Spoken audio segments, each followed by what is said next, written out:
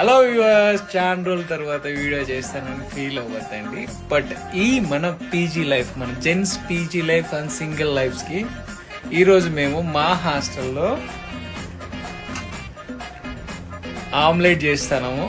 కానీ ఇవన్నీ ఏంటివి ఇంత ఆర్గనైజ్డ్గా ఎలా ఉన్నాయంటే ఇట్స్ అంతే. అది కొంతమంది అంతే, అసలు eggs, onions and chilli powders and pepper అంతా ఇన్ని ఆర్డర్గా ఉంటాయని చూడడం లేదు. ఫస్ట్ టైం మేము ఇట్లా ట్రై చేస్తున్నాం.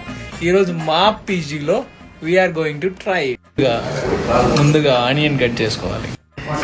నరేష్ మంచి పిల్లోడు, ఆనియన్ కట్ చేసి వంట బాగా చేస్తాడు. ఇక్కడికి వచ్చే అమ్మాయి ఎట్లుంటుందో మాకు తెలియదు, కానీ అదృష్టవంతరాలు.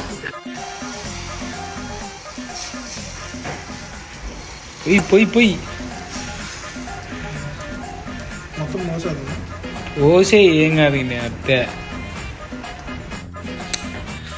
మా పీజీ హాస్టల్లో అప్పుడు తెచ్చిన రా మెటీరియల్స్ని ఇలా ఆమ్లెట్గా మార్చామంటారు.